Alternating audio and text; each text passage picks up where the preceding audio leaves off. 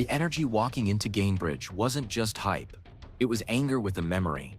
Fans still felt robbed after the officiating in Game 1.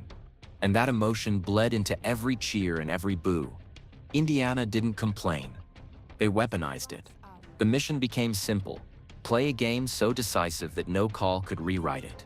And when the mission is that clear, your opening minutes tell the truth. Stephanie White kept it blunt: desperation on every possession, urgency on every 50-50 ball, discipline on every closeout. No speeches, no excuses. The team didn't nod, they answered. The body language said they were burning the tape from Game 1 and writing a new chapter in real time. Talk is cheap, until you feel it in the first 2 trips down the floor. From the first possession, Indiana stepped on the gas and never took their foot off. No ties, no lead changes, just a scoreboard that kept moving in one direction. Atlanta was chasing air.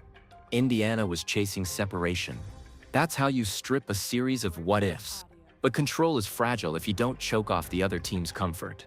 The Fever shrank space on the arc and turned clean looks into late clock heaves. Atlanta's 3-ball, 5 for 9 overall efficiency.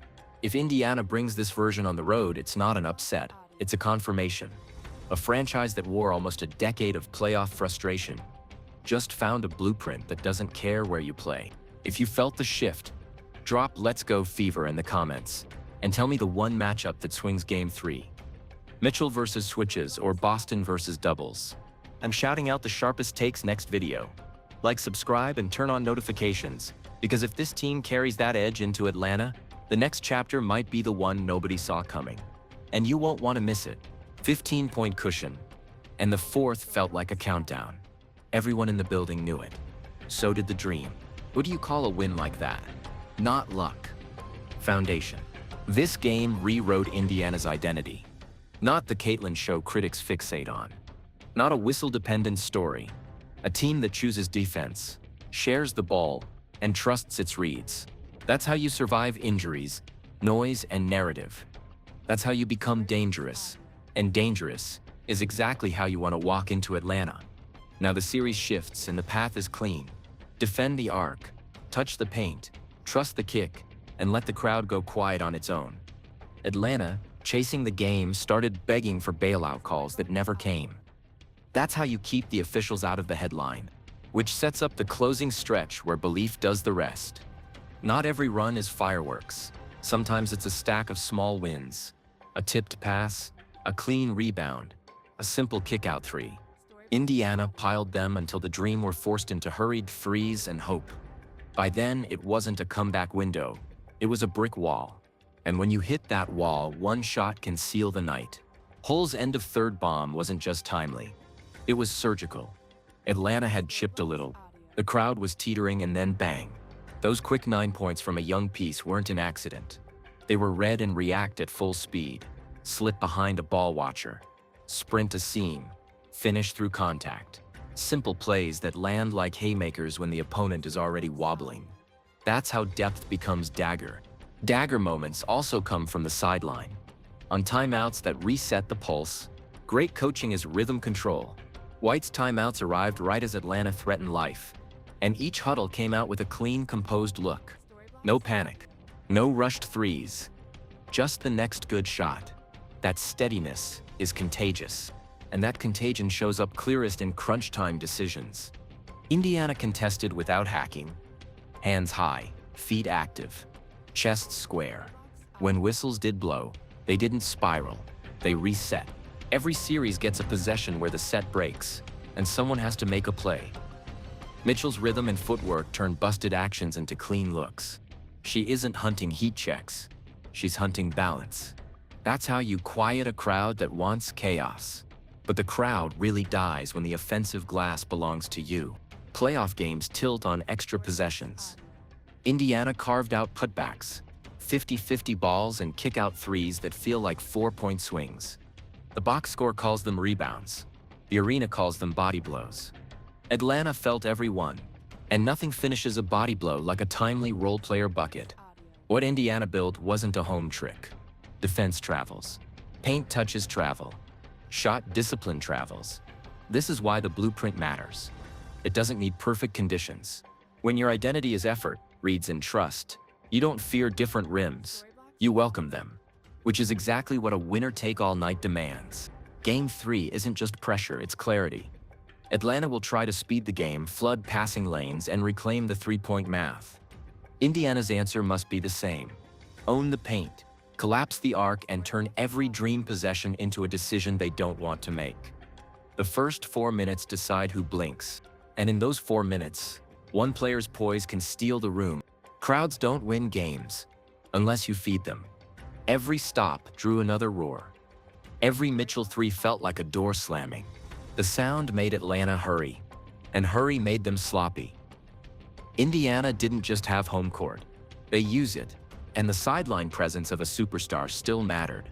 Clark's voice, hands, and energy were constant. She was up after big stops, vocal in every huddle moment she could reach, and quick to amplify teammates' success. Later, her social post on Hull's dagger echoed what the building felt.